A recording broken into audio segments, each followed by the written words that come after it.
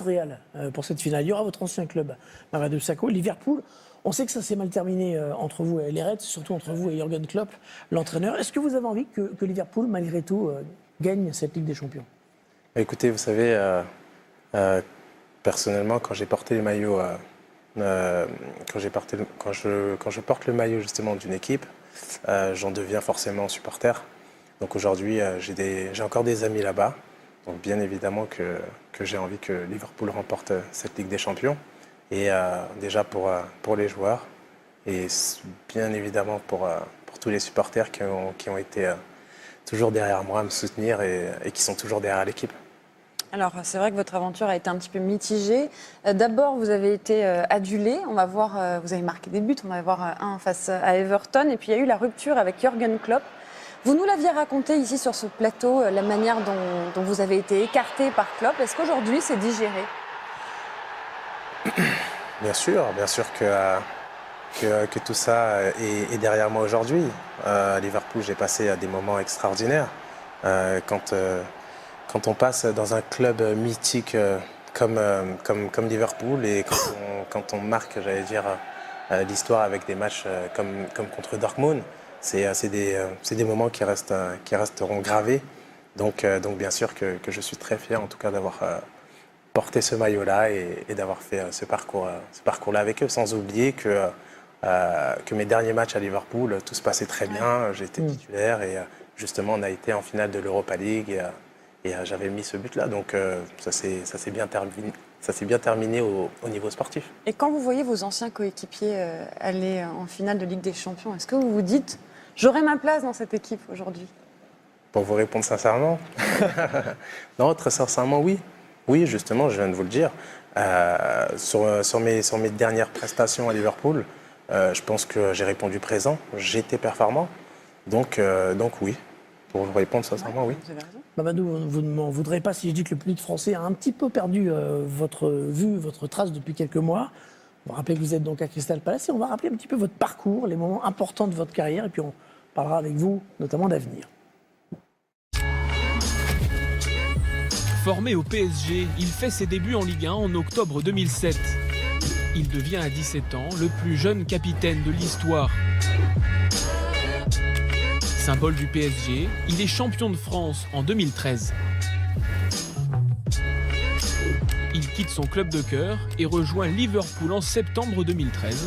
Son plus gros fait d'armes reste son doublé contre l'Ukraine en barrage de qualification pour le mondial. Héros des Bleus, il dispute la Coupe du Monde 2014. En avril 2016, il est contrôlé positif à un brûleur de graisse.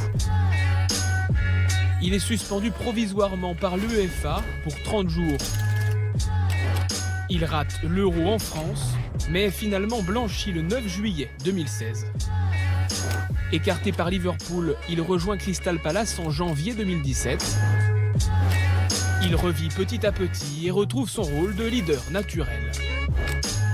Absent de la liste des Bleus depuis plus de 2 ans, il espère toujours participer à la Coupe du Monde en Russie.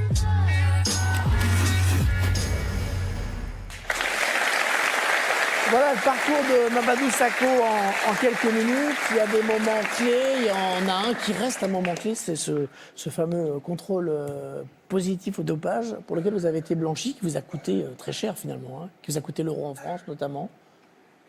Oui, après je vais dire, cet épisode-là, pour moi, sincèrement, je regarde vraiment vers l'avant. Moi, je suis quelqu'un qui, j'allais dire, je tourne jamais la tête derrière mes épaules. On m'a toujours appris à regarder droit devant moi et avancer. Donc voilà, mes avocats sont toujours sur le dossier. Pour essayer d'avoir une compensation. Bah, écoutez, ils font le boulot qu'ils ont à faire et puis on verra la finalité. Alors, mais ça ne rattrapera jamais tout ce que j'ai raté. Ouais. Parlons de l'avant, vous avez 28 ans, vous êtes donc à Crystal Palace, qui est un club de milieu de tableau, on va dire, de la première ligue anglaise. Est-ce que vous pensez un jour vous allez porter à nouveau un maillot d'un très grand club européen? Bah, aujourd'hui, c'est vrai que voilà, je suis arrivé à Crystal Palace. Je vais dire que j'étais dans une situation pas évidente à Liverpool. Quand j'étais en prêt là-bas, ça s'est très bien passé. On a pu justement maintenir le club avec tout le travail collectif. Et voilà, on va dire que Crystal Palace m'a considéré. Du moins, voilà, j'ai signé 5 ans là-bas. Et aujourd'hui, voilà, le président a fait un effort considérable. Donc j'en suis très reconnaissant. Donc bien sûr que je donne le maximum. Après, concernant mes ambitions personnelles, c'est sûr que je suis quelqu'un de très ambitieux. On me connaît comme ça. Je suis quelqu'un qui veut toujours aller plus haut, toujours plus loin. Donc bien évidemment que ça reste toujours un objectif. Où ça? En Angleterre ou vous pourriez revenir en France, par exemple? Ailleurs qu'au PSG? Mais après ça on verra. Moi, je reste toujours le même bosseur que j'ai été. Donc voilà, je continue à travailler dur pour essayer d'atteindre mes objectifs et voilà. L'avantage de la Première Ligue, Hervé, c'est que même s'il est à Crystal Palace, c'est pas un club considéré aujourd'hui comme un club de Ligue des Champions. Mais dans la saison, vous jouez 10 matchs de Ligue des Champions. Vous jouez United, City, Liverpool, Tottenham et Chelsea. Donc, dans votre propre championnat, il n'y a personne qui vous offre ça. C'est-à-dire ni la Liga, ni la Bundesliga. Ça lui permet de se montrer aux yeux des grands clubs. Et ce n'est pas pour prêcher pour Mamadou, mais à chaque fois qu'il a joué contre des grands clubs, il a été performant. Donc je pense que c'est une bonne chose aussi pour lui d'avoir du temps de jeu et d'enchaîner les matchs. L'autre pan de votre vie sportive, c'est l'équipe de France, bien sûr 28 sélections, titulaire il y a 4 ans durant la Coupe du Monde au Brésil. Dernière sélection, on l'a vu dans le sujet, il y a plus de 2 ans. Cette semaine, Laurent Koscielny, le malheureux Laurent Koscielny s'est gravement blessé, il ratera la Coupe du Monde. On pense à lui, oui. On pense à lui, effectivement, parce que c'est très cruel ce qui lui arrive. Vous avez noté que quand les remplaçants possibles sont évoqués, votre nom n'arrive pas toujours. On parle de Rami, on parle de Zouma, de Laporte, de Langlais. De temps en temps, Mamadou Sakho, mais pas toujours. Est-ce que ça vous vexe ? Pas du tout. Déjà, avant de répondre à votre question, je voulais justement avoir une grosse pensée pour Laurent Koscielny aujourd'hui. Je sais à quel point c'est dur de se préparer pour justement être prêt pour une compétition de la sorte, et surtout quand on veut défendre les maillots de son pays. Et je sais que l'équipe de France tient à cœur justement à Lolo, comme on l'appelle. Donc voilà. Et ensuite, vous pouvez me répéter votre question? Bah oui, est-ce que le fait que votre nom ne revienne pas toujours dans les possibles pour remplacer Koscielny, parce qu'il y a une place qui se libère, est-ce que ça vous chagrine? Non, pas du tout.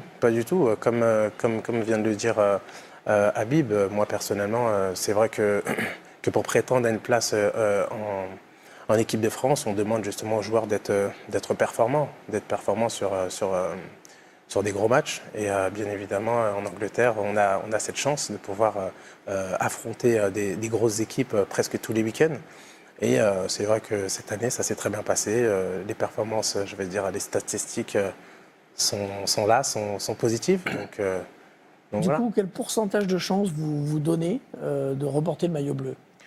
Cette question-là, je veux dire, il faut la poser aux sélectionneurs. Moi, je travaille dur. Et c'est sûr que quand on a déjà porté le maillot de l'équipe de France une fois, on veut toujours Donc vous y croyez encore porter à nouveau. Je bosse pour. Vous êtes encore jeune, en plus 28 ans. J'ai que 28 ans, c'est sûr. Savez-vous si vous avez été supervisé par le staff? Bah, je pense que oui.